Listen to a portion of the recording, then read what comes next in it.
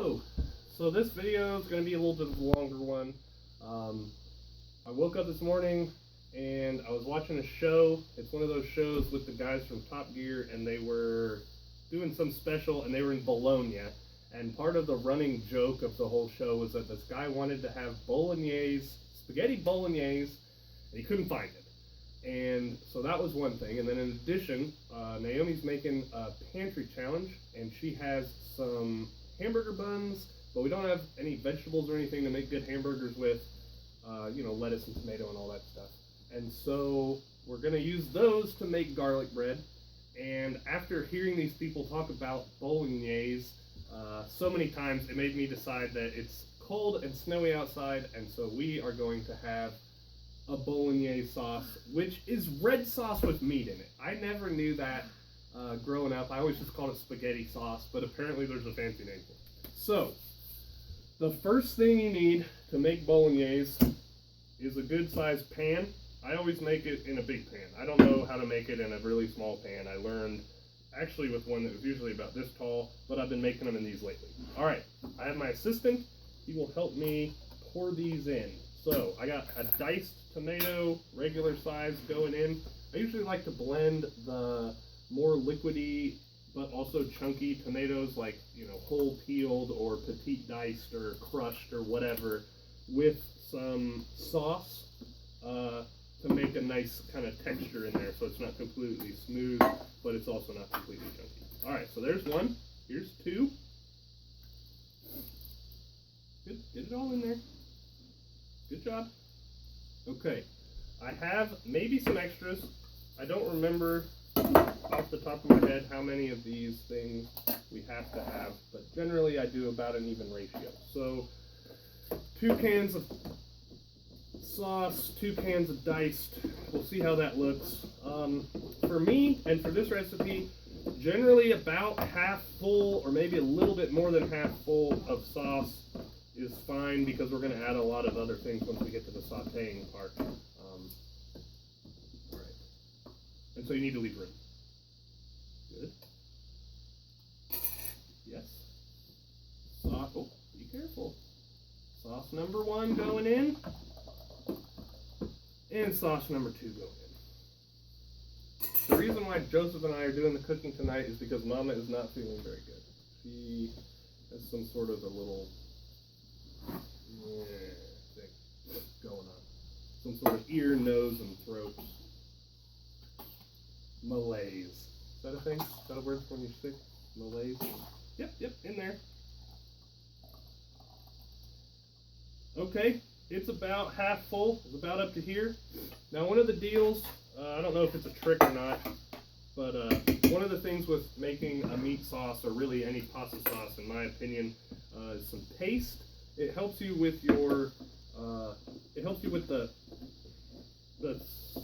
consistency and the texture. What it basically does is it thickens up your sauce. It's extremely thick. You can't pour it. You have to scoop it with a spoon. And so that just helps thicken the whole sauce up. And it's generally, you gotta scoop it. I'll hold it, you scoop. It's generally sort of like a ratio deal. I put 4 of these in. I'm gonna put 1 paste in. Can you do it and hold it at the same time? You got it? If you were making a really big pot of spaghetti sauce, maybe two cans, or one of the bigger cans.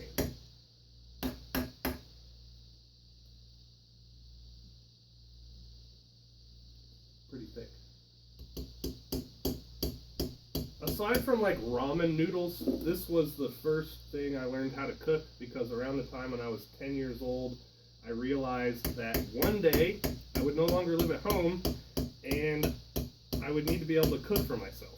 And so I started asking my mom, hey, teach me how to cook things, because I don't want to eat only peanut butter jelly sandwiches and ramen noodles. There's nothing wrong with that, but I like a little variety, and I want to be able to make some food, other than just like frozen pizza. And so I learned how to make this, and I learned how to make a few other things. All right, let me help you a little, buddy. We're taking a long time. Very thick. Okay, so this is the sauce thing. And then, here, you do it. Then we're going to put in, you help me with these. put in the seasoning. All done. Here, you put that on there.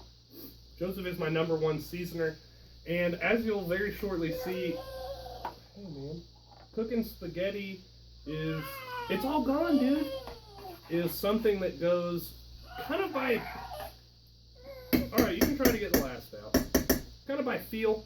I don't have like specific ingredient numbers or anything like that for you. It's more like by flavor and smell and stuff.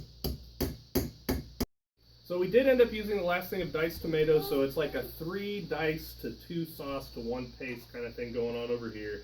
And it's full, just a little bit over half. And now it's time for Joseph's favorite part, adding spices. So you could use this, which is Italian seasoning blend, but whenever I was raised, I was given a healthy disdain for pre-mixed herbs. Because you can't control if you want like a little bit more of this or a little bit less of that. You don't really know what's going into it. So instead we have this, we have this whole pile of spices. So the first one we're going to do is basil. It's a good standby in many cuisines, but definitely in Italian. It's 1 baby boy handful and another one. He's probably scooping up about a tablespoon each time. Alright, so there's the basil. And parsley. Parsley. They're all sort of green, chopped up, dried leaves. Whoa, that was a nice big handful. So we're going to leave it at that. And oregano. I think these are like the big 3 of Italian seasoning. Basil, oregano, parsley. In whatever order. And the thing is, I don't know what all these blends have, again, but you can put in all of the things that you want if you do it yourself. Alright, bay leaves. You don't eat these. They're good for seasoning. They're really good. Do like 3 leaves. Yeah, like 3. Not all of them. No. They're very strong. There you go. That's good. No, not all. Alright, that's like 3 or 4 bay leaves. You don't eat them, and they have to be simmered for an hour before they start to unlock their flavor. So this is part of the reason why Italian food tastes better left over. Okay, good. Yep, in there. Okay, this is sage. Kind of a meat spice, but it's also good in here. Some of these you're going to see us use again when we go to the saute part, when we cook the meat and stuff. Alright, good. And whole marjoram is another good one. Give it a smell. I don't know what this is used for aside from in spaghetti, but it's good in spaghetti for sure. One thing that we're missing today is rosemary. Usually we have some rosemary, but I don't know, I must have used it all up the last time or something. So add that if you have it, and then here is some thyme. It's very powdery. It comes in different sizes. Don't pour it in. Scoop some. Here, do it with the spoon. Okay, well here, then I'm going to do it. That much. That was not a tablespoon, that was a little bit less. Okay, last but not least is going to be some garlic. We're going to stir this all in, and we're going to put it on the stove. Here, bring it over and give them a look at how it looks inside, and then we'll stir it up. I don't need her to watch me peel garlic. Alright, in? You stir it up for him, Joseph? Yeah, let me do it quick. He's smelling it for you. It's very good. I'll try to get it all whipped in there so that you can see the kind of the what's the ratio? I don't even know what the word is when it's all mixed in, kind of how it's going to look. All right, that's basically how it looks. Kind of nicely distributed little flakes of green in there.